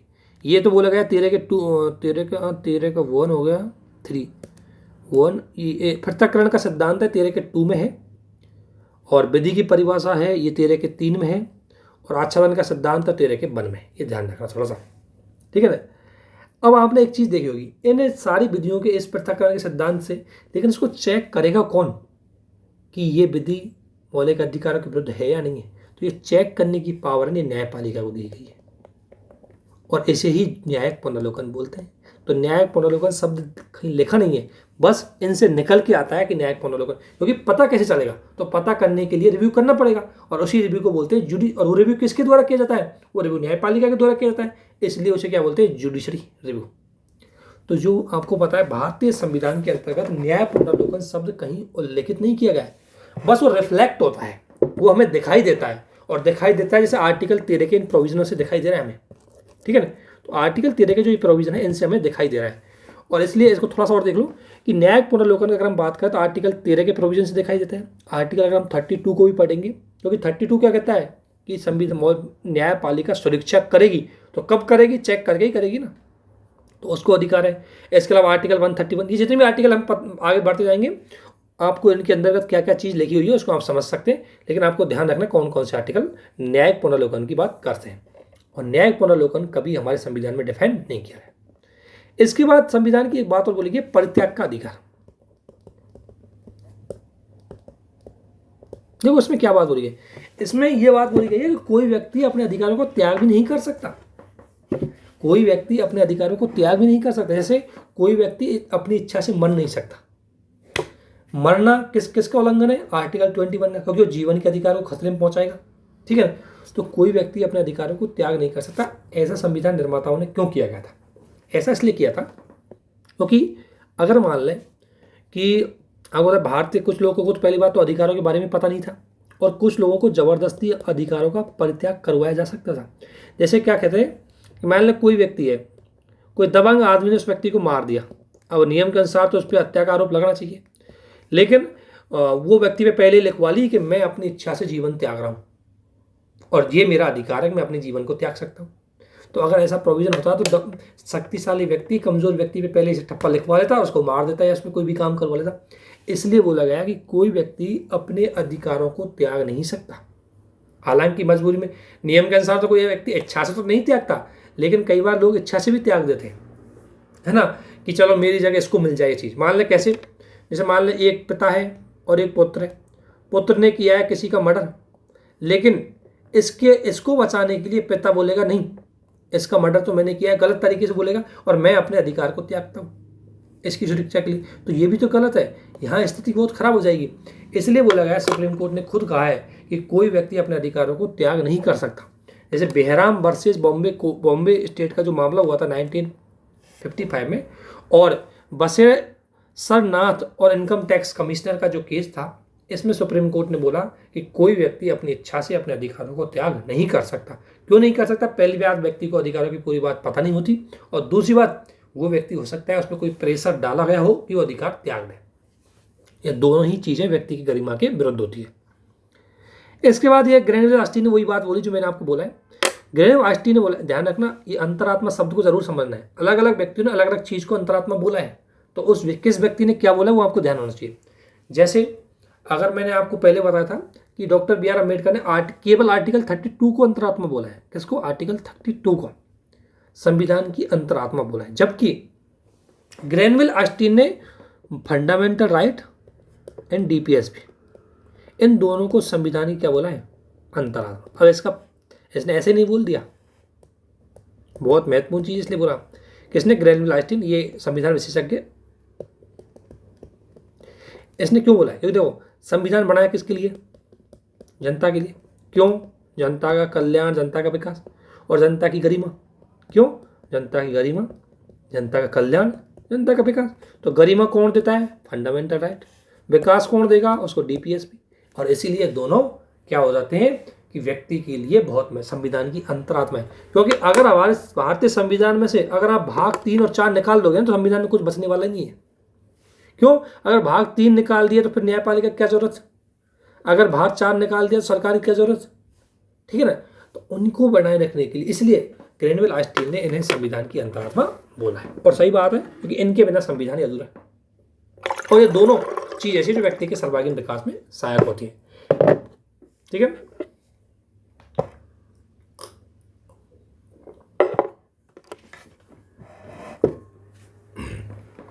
इसके बाद 2018 में सुप्रीम कोर्ट ने एक बात बोली, पुट्टा स्वामी वाद आया था।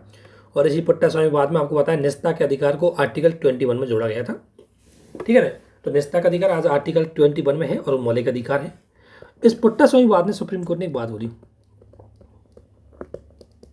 देखो, सुप्रीम कोर्ट ने बोला कि देखो राज्य का काम होता है सामाजिक न्याय या जन कल्याण। लेकिन आपको पता है जन कल्याण में क्या होता है? राज्य की भूमिका बढ़ जाती है। और कई बार राज्य की भूमिका इतनी हो जाती है कि राज्य व्यक्ति की स्वतंत्रता का दमन कर देता है। जैसे राज्य ने क्या किया इस मामले में कि बोला कि हम आधार की जरूरत है हमें। क्यों जरूरत है आधार की? क्योंकि हम व्यक्तियों के लिए डीबीटी चलाएंगे, हम सामाजिक योजनाओं में लाभार्थियों की पहचान करेंगे। अब इससे क्या है कि बात तो ठीक है, लेकिन कोई व्यक्ति आधार में क्या है, किसी व्यक्ति का डेटा पूरा आ गया, डेटा पूरा होता है आधार में, और उस व्यक्ति के डेटा का मिसयूज भी सरकार कर सकती है।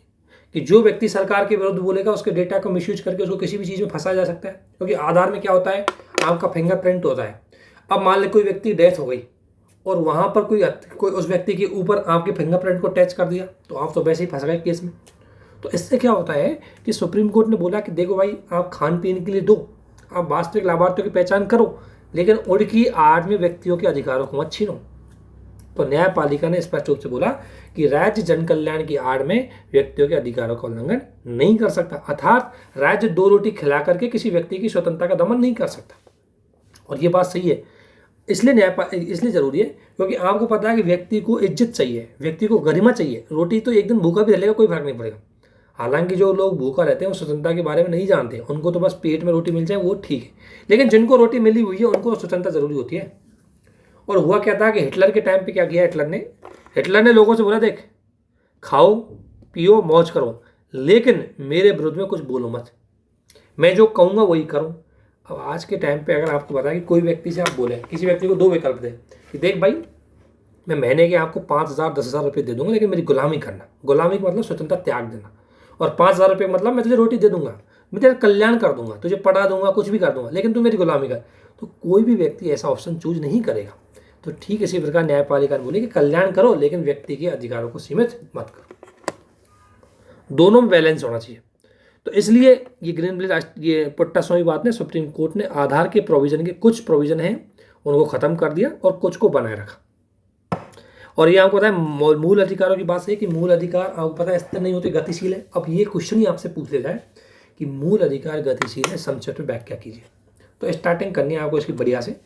जो स्टार्टिंग करना है कि अधिकार समाज के व्यक्ति को दिए जाने वाले वो अधिकार है, मतलब व्यक्ति को दिए जाने वाले वे दावे हैं जो समाज देता है और समाज उनको परिस्थितियों के अकॉर्डिंग देता है। और चूंकि बदलती हुई परिस्थितियां अधिकारों को भी बदल देती है।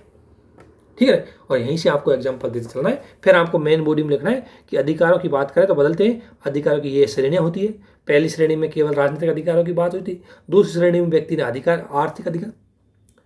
और ध्यान रखना, आज तो व्यक्ति अपनी निजता की बात करने लगा। अरे निजता को कोई जानता नहीं था पहले कि निजता क्या होती है। अब व्यक्ति निजता को अपना अधिकार मानने लग गया। अब व्यक्ति पर्यावरण को अपना अधिकार मानने लगा। तो आप आर्टिकल 21 में जितनी भी अधिकार जुड़े हुए ना उनको बता सकते हो, देखो परिस्थितियों के अनुसार जोड़े गए सब। आप बताओ, आज से पहले कोई समलिंग 2000 में 1950 में कोई समलिंगता की बात कर देता तो समाज से बहिष्कार कर देते उससे। लेकिन आज समलिंगता का अधिकार उसको दे दिया गया कि 2 व्यक्ति भी एक साथ रह सकते हैं, ये उसका कानूनी अधिकार है, संवैधानिक अधिकार है। तो इस प्रकार अधिकारों के एग्जाम्पल दे देना कि ये अधिकार समय की तीसरी पीढ़ी का अधिकार है, पर्यावरण का अधिकार है। कौन पर्यावरण की बात करता? लोग तो पहले खाने पीने तक के अधिकार की ही बात करते थे, अब पर्यावरण तक का अधिकार आ गया है ना। तो ये जो चीज़ है ये अधिकारों की गतिशीलता को बताती है। जो समाज और परिस्थिति के अकॉर्डिंग होते हैं। ठीक है ना। जैसे पहली श्रेणी का, द्वितीय श्रेणी का, तृतीय श्रेणी का बात करें तो सबसे पहले लोगों ने बोला भाई हमें स्वतंत्र रहना है। उसके बाद लोगों ने बोला भाई हमें खान पान की चीज़ भी होनी चाहिए। फिर लोगों ने बोला नहीं, महिलाओं के अधिकार भी होने चाहिए, भाषा को बनाए रखने का अधिकार होना चाहिए, हमारे धर्म को बनाए रखने का अधिकार होना चाहिए, हमारे अल्पसंख्यकों के हितों की सुरक्षा का अधिकार होना चाहिए। फिर बोलो नहीं भाई, पर्यावरण में शुद्ध हवा लेने का मुझे अधिकार होना चाहिए, मैं तो पर्यावरण। तो ये देखो, अब पर्यावरण को कोई अफ्रीका वाले लोग तो अभी ध्यान नहीं देंगे क्योंकि उनको खान पान की भी कमी, हाल से खान पान पे घूम रहे हो। तो पर्यावरण की बात कौन करेगा? फिनलैंड, आइसलैंड जैसे देश जिनके पास खान पीन की कोई कमी है नहीं। यानी कि व्यक्ति की जैसे जैसे आवश्यकताएं पूरी होती जाएंगी और नई नई इच्छाएं उसकी जगती जाती है। अधिकारों के साथ भी ऐसा ही होता है कि पहले व्यक्ति को ये चाहिए था, उसने वो अधिकार मांगे। अब आज व्यक्ति को निजता चाहिए, एक टाइम पर आज व्यक्ति को प्राइवेसी चाहिए, प्राइवेसी, तो उसने प्राइवेसी का अधिकार मांग लिया। ठीक है ना। तो ये अधिकारों की श्रेणियां बदलती रहती है और आर्टिकल 21 में हम देख सकते हैं अधिकार बदलते गए हैं। इसके बाद हमारे संविधान का सबसे इंपॉर्टेंट पार्ट होता है वो है अब अधिकारों की श्रेणियां। अब सबसे पहले आपको बताते हैं कि अधिकार कितने हैं। आपको पता है वर्तमान में भारतीय संविधान में 7 अधिकार है। पहले ये अधिकारों की श्रेणी 7 थी, वर्तमान में 6 है। और एक अधिकार था संपत्ति का अधिकार, उसको 44वें संविधान संशोधन 1978 में कानूनी अधिकार बना दिया गया। ठीक है ना। तो वो देखेंगे, उसके पीछे भी अपनी एक कहानी क्यों बनाया गया था। अब सबसे पहले देखते हैं हम समानता का अधिकार। समानता का अधिकार की अगर मैं बात करूं, समानता का अधिकार यह है आर्टिकल 14 से 18 तक के बीच में है। आर्टिकल 14 से 18 तक के बीच में इसको हम अच्छी तरीके से देखेंगे एक एक चीज़ को। तो समानता के अधिकार की जरूरत क्यों पड़ी? क्योंकि भारतीय समाज में मैं आपको पहले बताया था कि भारतीय संविधान है वो सामाजिक रूप से ज़्यादा इंपॉर्टेंट है। तो समानता की जरूरत क्यों पड़ी? क्योंकि पहले भारतीय समाज था वो कैसा था? पद सोपाने। पद सोपाने का मतलब समझ लेना ऊंच नीच, यानी कोई अपने को कोई बार उच्च मानता था, कोई निम्न था। अब देखो संविधान बात करता है व्यक्ति की गरिमा की, तो अगर किसी व्यक्ति को नीचा माना गया है तो कैसे गरिमा स्थापित हो पाएगी, कैसे वो व्यक्ति इक्वल हो पाएगा? तो इसीलिए इस पद सोपानिकता की चीज को समाप्त करने के लिए हमने समता के अधिकार को अपनाया। दूसरी बात, समाज में आपको पता है पहले विषमता बहुत थी। आर्थिक विषमता देख सकते हैं या सामाजिक विषमता देख सकते हैं। महिलाओं के साथ, दलितों के साथ उनको विषमताएं थी, उनके साथ भेदभाव था। ठीक है ना। तो वो सारी चीज़ हटाने के लिए हम समानता की बात लेके आए। समाज में आपको पता है जातिगत भेदभाव था, अस्पृश्यता थी। अस्पृश्यता तो इतनी क्रूर प्रथा थी, क्रूर जो इनका तरीका था कि इससे व्यक्ति को ही मतलब छूने से ही उसको मतलब अपने आप को अपवित्र मान लेते थे। सो कॉल्ड अपवित्र वाली बात होती थी। तो ये अस्पृश्यता। अब एक व्यक्ति की, अगर एक व्यक्ति को छूने से ही अगर कोई व्यक्ति अपवित्र हो जा सकता है तो आप मान सकते हो उस व्यक्ति को किस तरीके से माना जाता था। तो फिर हम गरिमा की बात कैसे कर सकते हैं, फिर लोकतंत्र की बात कैसे कर सकते हैं, क्योंकि लोकतंत्र में तो सभी समान हैं। ठीक है ना। तो इस अस्पृश्यता की समाप्ति के लिए हमें ज़रूर था कि हमें समानता का अधिकार चाहिए। फिर ब्रिटिश कालीन कुछ लोगों को विशेष अधिकार मिले थे। आप ब्रिटिश ने आपको पता, ब्रिटिश ने बड़े बड़े लोगों को, कुछ जमींदारों को बढ़िया उपाधियाँ दे रखी थी, राजा दी महाराज, फलाना धीराज, नाइट उड, फलाना दुड। तो इस तरह की उपाधि थी। किसी को नाइट उड की उपाधि दे रखी थी, किसी को केसर हिंद की उपाधि दे रखी थी, मतलब राजा महाधिराज। अब ये उपाधियाँ क्या करती थी कि उसको ये बताती थी कि ये व्यक्ति स्पेशल है। जबकि संविधान इस बात की मनाही करता है कि कोई व्यक्ति संविधान के लिए स्पेशल नहीं है। संविधान के लिए हर व्यक्ति इक्वल है, समान है। तो उसको समाप्ति करने के लिए हमें समानता के अधिकार की जरूरत थी। समाज में परिवर्तन, आपको पता है समाज में परिवर्तन के लिए क्यों? क्योंकि समाज में परिवर्तन इसलिए, क्योंकि पहले समाज कैसा था? विषमतापूर्ण था। पहले समाज कैसा था? पद सोपानिक था। तो इसको समतापूर्ण बनाने के लिए हमें क्या जरूरत थी? हमें समानता के अधिकार की जरूरत थी। संवैधानिक नैतिकता। अब आप पूछे संवैधानिक नैतिकता का मतलब संविधान के मूल्य, और संविधान का एक मूल्य है समानता। तो इसलिए संवैधानिक नैतिकता की बात करें तो समानता हुई। और समानता के लिए ये यूपीएससी ने इस बार क्वेश्चन ही पूछा था। GS2 का पहला क्वेश्चन था मेंस में कि संवैधानिक नैतिकता क्या है और संवैधानिक नैतिकता को बताने वाले सुप्रीम कोर्ट के विभिन्न निर्णयों को बताइए एग्जाम्पल से। संवैधानिक नैतिकता का मतलब आप डेफिनेशन दे सकते हैं स्टार्टिंग में कि संवैधानिक नैतिकता का मतलब है संविधान के आदर्श और मूल्य, संविधान के आदर्श एवं मूल्य जो प्रस्तावना में निहित है, वो क्या संवैधानिक नैतिकता है। जैसे एग्जाम्पल दे सकते हो स्वतंत्रता, समानता, बंधुता, न्याय। तो ये हो गया आपका इंट्रोडक्शन, कोई बड़ी बात नहीं हुई इसमें। इसके बाद मेन बॉडी आएगी। मेन बॉडी में क्या है, जजमेंट बता देना सुप्रीम कोर्ट के, जैसे सौरी वाला मंदिर वाला इशू बता देना, समानता की बात करता है। 3 तलाक वाला रद्द करना, ये भी समानता की बात करता है, ठीक है ना। इसने तो मतलब मुख्य रूप से इनकी बात करिए, या पुट्टा स्वामी बात की बात करते हैं, निजता के अधिकार की बात करता है, स्वतंत्रता की बात करता है। तो ये क्या है, संवैधानिक नैतिकता है, ठीक है। और भी बहुत सुप्रीम कोर्ट के जजेस थे, केस थे, मुझे तो याद नहीं थे, और भी केस है, उनको अपन देख लेंगे। तो बहुत केसों का उदाहरण देते हुए आपको बताना कि संवैधानिक नैतिकता की बात होती है। और ध्यान रखना, ये कंक्लूजन में क्या लिख रहा है कि आधुनिक समाज में संवैधानिक नैतिकता को सामाजिक नैतिकता से ज़्यादा वरीयता दिया गया है, क्योंकि सामाजिक नैतिकता तार्किकता के आधार पर होती है, संवैधानिक नैतिकता तार्किकता के आधार पर, व्यक्ति की गरिमा के आधार पर होती है, जबकि सामाजिक नैतिकता एक समाज विशेष के अतार्किक प्रथाओं का भी परिणाम हो सकती है, ठीक है ना। तो इस तरीके से इस क्वेश्चन को खत्म करना था, कोई बड़ी बात उसमें थी नहीं। अभी हालांकि आपकी चीज़ समझ में नहीं आ रही होगी, अभी आपको ये कॉम्प्लिकेट लगी होंगी, लेकिन मैं तरीका आपको थोड़ा थोड़ा इसलिए समझाना चाह रहा हूँ कि क्वेश्चन कैसे लिखना है। बाकी आप जब इसको पूरे टॉपिक को जब पूरे को पढ़ोगे तब जाके आपकी बेस्ट आंसर राइटिंग हो पाएगी। अभी आपकी आंसर राइटिंग बेस्ट नहीं हो पाएगी। अभी तो आपको जो चीज़ बताई जा रही है उसको समझना है, उसके एग्जाम्पल देखने हैं कि हाँ ये बात सही भी है नहीं है, ठीक है, तब आपको आगे बढ़ना है।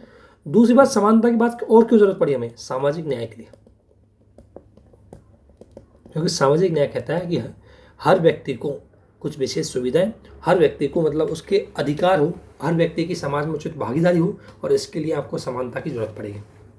और समानता क्यों, समान अवसर और प्रतिष्ठा, क्योंकि ये तो संविधान के मूल्य है जिन्हें प्रस्तावना में निहित किया गया है। तो इस प्रकार समानता का अधिकार की हमें जरूरत पड़ी। ये समानता का अधिकार हमारे संविधान का सबसे इंपॉर्टेंट अधिकार था, है ना। और देखो हर अधिकार है ना वो आर्टिकल 21 के राउंड में ही घूमेगा, ध्यान रखना, क्योंकि भारतीय संविधान का जो सबसे इंपॉर्टेंट अधिकार है वो आर्टिकल 21 में जीवन का अधिकार है। और कैसा जीवन, गरिमापूर्ण। अब ये बताओ, समानता के बिना गरिमापूर्ण जीवन संभव हो ही नहीं सकता। अगर आप किसी व्यक्ति के पास भेदभाव करो और फिर मुझसे बोलो अरे जी इज्जत की जिंदगी जी, वो आदमी कैसे इज्जत की जिंदगी जी लेगा जब उसके साथ भेदभाव किया जा रहा है। तो संविधान के जितने भी आर्टिकल है ना, संविधान के जितने मौलिक अधिकार है ना, वो सारे आर्टिकल 21 के राउंड फिगर में ही घूमते हैं, ठीक है ना, वो राउंड में घूमते हैं इसलिए। अब समता के अधिकार के अंतर्गत आपको पता है कि आर्टिकल 14 की हम बात करें तो यहाँ से समानता का अधिकार स्टार्ट होता है। आर्टिकल 14 के 2 पार्ट है हमारे संविधान में। एक पार्ट है आर्टिकल 14 का भाग फर्स्ट और एक आर्टिकल 14 का भाग सेकेंड। आर्टिकल 14 का भाग फर्स्ट में बोला गया है विधि के समक्ष समानता, और विधि के समक्ष समानता मतलब एब्सोल्यूट समानता, किसी प्रकार का भेदभाव नहीं। यानी कि विधि क्या है, विधि सर्वोच्च है और सभी के लिए समान है, अर्थात सभी के साथ कैसा व्यवहार किया जाएगा, समान व्यवहार किया जाएगा। यानी कि आर्टिकल 14 का 1 कहता है कि किसी भी प्रकार का कोई भेदभाव नहीं किया जाएगा, हर व्यक्ति समान है, सर्वोच्च है और इक्वल है, ठीक है ना। और इसमें विधि सुपर है और हर व्यक्ति के लिए एक जैसी विधि होगी, चाहे वो अमीर हो, चाहे गरीब हो, चाहे प्रेसिडेंट ऑफ इंडिया हो, चाहे मतलब प्राइम मिनिस्टर ऑफ इंडिया हो, चाहे भारत का आम नागरिक। तो ये आर्टिकल, अब देखो आपको बताएं, अर्थात हर विधि सभी के लिए क्या होगी, समान होगी। और जब हर विधि सभी के लिए समान होगी तो भेदभाव नहीं किया जा सकता। तो भेदभाव नहीं किया जा सकता तो राज्य भी कोई काम नहीं कर सकता, राज्य भी क्या नहीं कर सकता, भेदभाव नहीं कर सकता। इसलिए राज्य की भूमिका कैसी रहेगी, नकारात्मक रहेगी, राज्य कुछ करेगा नहीं इसमें। अर्थात राज्य की खुद की क्या भूमिका कैसे हो जाएगी, सीमित हो जाएगी, क्योंकि वो भेदभाव कर ही नहीं सकता। तो राज्य की भूमिका नकारात्मक क्यों रहेगी, क्योंकि राज्य का इतना रोल रहेगा कि अगर किसी के साथ भेदभाव किया जा रहा है तो राज्य वहाँ आएगा खराब काम के टाइम पर, ठीक है ना। तो नकारात्मक रोल होगा राज्य का, राज्य कुछ देगा नहीं, ना ही कुछ राज्य लेगा, ठीक है ना। तो इसलिए राज्य की भूमिका यहाँ नकारात्मक रहेगी। लेकिन एक बात बताओ, अगर कोई समाज पहले से विषमतापूर्ण है और फिर आज जाके आप बोल सकते हो कि किसी के साथ कोई भेदभाव नहीं किया जाएगा, तो पूर्ण समानता स्थापित कैसे हो पाएगी, क्योंकि समाज का एक वर्ग पहले से ही विषमता में है।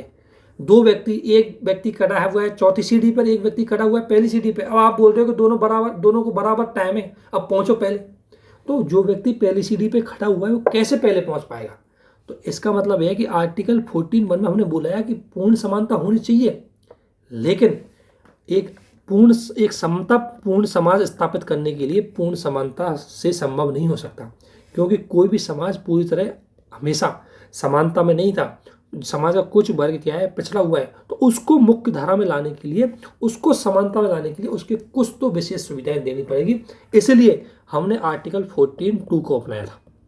और 14 क्या कहता है, विधि का समान संरक्षण, इक्वल ट्रीटमेंट। इक्वल ट्रीटमेंट का मतलब है कि देखो, विधि परिस्थितियों के अनुसार हर व्यक्ति के लिए अलग अलग होगी। अर्थात मैं बात करूं तो विधि का समानता मतलब है इसमें तार्किक भेदभाव हो सकता है। तार्किक भेदभाव का मतलब है कि जो समाज का पिछड़ा हुआ वर्ग है या वंचित वर्ग है, उसको मुख्य धारा में लाने के लिए उसको कुछ विशेष सुविधाएं दे सकते हैं। अर्थात उच्च वर्ग के साथ कुछ भेदभाव करके निम्न वर्ग को कुछ विशेष अधिकार दे सकते हैं। अर्थात समान संरक्षण का अधिकार किसकी बात करता है कि इक्वल ट्रीटमेंट हो, यानी कि तार्किक भेदभाव, यानी कि परिस्थितियां समान हो। किसकी बात करता है, ये परिस्थितियों की बात करता है।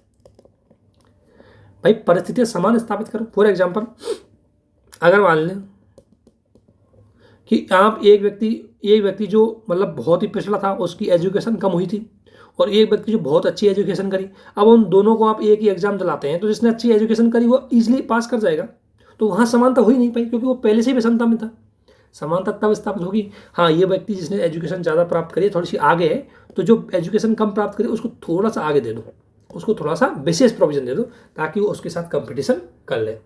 तो इसलिए आर्टिकल 14(2) समानता की बात करता है, लेकिन यहाँ समानता शब्द का मतलब क्या है, तार्किक आधार पर भेदभाव।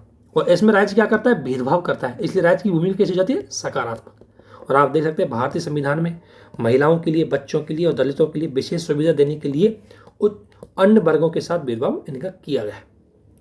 तो जो विधि के समक्ष समानता का जो प्रोविजन है, ये भारतीय संविधान में लिया गया है ब्रिटेन से, क्योंकि ब्रिटेन में एब्सोल्यूट इक्वलिटी की बात की गई है। क्योंकि ब्रिटेन का समाज पहले से इक्वल था, तो वहाँ भेदभाव करने की जरूरत पड़ती नहीं थी। लेकिन विधि का समान संरक्षण ये लिया गया हमने अमेरिका से। और आपको पता है अमेरिका में जो अश्वेत थे वो समाज के वंचित वर्गों में थे, तो उनको विशेष प्रोविजन देने के लिए उनके साथ तार्किक भेदभाव किया गया था। और ऐसे ही हम पॉजिटिव डिस्क्रिमिनेशन बोलते हैं, ऐसे ही हम संरक्षणात्मक भेदभाव बोलते हैं। तो भारतीय संविधान के जब आप आगे अनुच्छेद पढ़ोगे तो अनुच्छेदों के 15 अनुच्छेद के 2 पार्ट होंगे। एक आप पार्ट करेगा एब्सोल्यूट इक्वलिटी की बात, एक बात करेगा तार्किक भेदभाव की बात, ठीक है ना। तो ये आर्टिकल 14 की बात हो रही थी। और तार्किक भेदभाव कैसे होगा, ये आपको पता है। तार्किक भेदभाव की अगर मैं बात करूं तो सुप्रीम कोर्ट ने खुद बोला है कि तार्किक भेदभाव जैसे सुप्रीम कोर्ट डिसाइड करेगा, भेदभाव तो सरकार करेगी, लेकिन उसकी वेरिफिकेशन सुप्रीम कोर्ट करेगा कि भेदभाव सही है या नहीं है। और सुप्रीम कोर्ट भेदभाव को चेक करते टाइम इन आधारों पर देखता है। जैसे एक तो भौगोलिक आधार पर भेदभाव किया जा सकता है। जैसे अब बात करें भाई, दिल्ली से नॉर्थ ईस्ट के नागरिकों पर समान रूप से, यानी कि ये कहा गया है कि दिल्ली और नॉर्थ ईस्ट इन नागरिकों को एक जैसा व्यवहार नहीं किया जा सकता, क्योंकि नॉर्थ ईस्ट का व्यक्ति एक बहुत ही कठिन परिस्थिति में जीवन जीता है। वहाँ अच्छी शिक्षा नहीं है, वहाँ अच्छा मतलब वातावरण नहीं है, तो उस व्यक्ति को इतनी सुविधा नहीं मिलती। अब दिल्ली वाले व्यक्ति को बहुत ज़्यादा सुविधा मिलती है। अब आप बोलो कि दोनों को बराबर कर दे, तो ये तो पॉसिबल ही नहीं है। फिर तो बराबर नहीं, भेदभाव है। कैसे भेदभाव है कि उल्टी दिल्ली वाले को विशेष अधिकार मिल जाएगा। इसलिए सुप्रीम कोर्ट ने बोला कि नॉर्थ ईस्ट वाले व्यक्ति और दिल्ली वाले व्यक्ति को एक जैसा। इसलिए आप एग्जाम में कोई फॉर्म भरते होंगे तो उसमें देखते होंगे, आपसे पूछते होंगे कि are you belong to North East, क्योंकि उनके लिए अलग से प्रोविजन है, रिजर्वेशन है। जैसे अब भाई आईपीएस की अगर एग्जाम है, उसमें चाहिए भाई 165 सेंटीमीटर हाइट। अब हिल स्टेशन पर रहने वाला व्यक्ति कभी 165 का हो ही नहीं सकता, क्योंकि वो जोग्राफिकल रूप से डिस्क्रिमिनेशन है कि हिल स्टेशन में रहने वाला जो पहाड़ी एरिया है उसमें रहने वाले व्यक्ति की हाइट मैक्सिमम 150 160 रहेगी। तो ये जो भेदभाव है, जो नेचुरल रूप से उसके साथ जो भेदभाव किया है, उसको आज हम भेदभाव तो नहीं कर सकते। तो उसके लिए हम विशेष प्रोविजन दे देंगे हाँ कि भाई नॉर्थ ईस्ट के लिए कम, मतलब हिल एरिया में रहने वाले व्यक्ति को कम हाइट की जरूरत पड़ेगी, जबकि नॉर्मल जगह रहने वाले व्यक्ति को उतनी हाइट की जरूरत पड़ेगी। तो ये जो भेदभाव किया गया ना, इसको तार्किक भेदभाव बोलते हैं, ठीक है ना। तो ये किसके आधार पर किया गया, ज्योग्राफी के आधार। इसी प्रकार सामाजिक आधार की अगर हम बात करें तो एसटी एससी और महिलाएं, अब महिलाओं को समाज में वंचित रखा गया था, जिनको बहुत दिन तक समाज की मुख्य धारा से दूर रखा गया। अब आप बोलो कि पुरुष और महिला दोनों एक जैसे कैसे हो सकते हैं, क्योंकि जिन महिलाओं को जब घर से बाहर निकलने का अनुमति नहीं थी और पुरुष घर से बाहर घूम घूम के सारी चीज़ें प्राप्त कर चुका था, तो अब दोनों को बोलो कि एक जैसा दे, तो एक जैसा पॉसिबल ही नहीं है। इसलिए उनके साथ भेदभाव किया जा सकता है। इसी पर व्यवसाय के आधार पर, जैसे सैन्य अधिकारी शराब पी सकते हैं क्योंकि उनके प्रोफेशन में जरूरी है। कोई व्यक्ति इतनी कठिन जगह पर रहते हैं कि वहाँ बिना शराब के रह ही नहीं सकते, तो सैन्य अधिकारी को शराब पीना जरूरी है। लेकिन एक सिविल अधिकारी वो शराब नहीं पी सकता, क्योंकि वो जनता के साथ दुष्प्रभाव करेगा, गलत व्यवहार करेगा। या चिकित्सक शराब नहीं पी सकता। मान लिया अगर चिकित्सक ने शराब पी ली तो किसी का ऑपरेशन ऐसा करेगा कि वो 2 बार जन्म ले ले उसी टाइम, ठीक है ना। तो तो इस तरह की चीज़ें हो जाती है इसमें।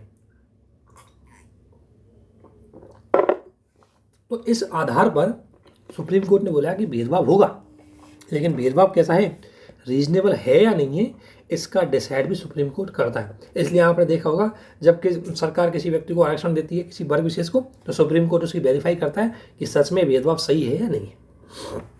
ठीक है। इसके बाद ये तो बात हो गई थ्योरेटिकल, लेकिन कई बार बोलते हैं कि हमने अधिकार दिए हैं, हर व्यक्ति को समान व्यवहार दिया है, लेकिन अगर प्रैक्टिकली देखें तो क्या पॉसिबल है।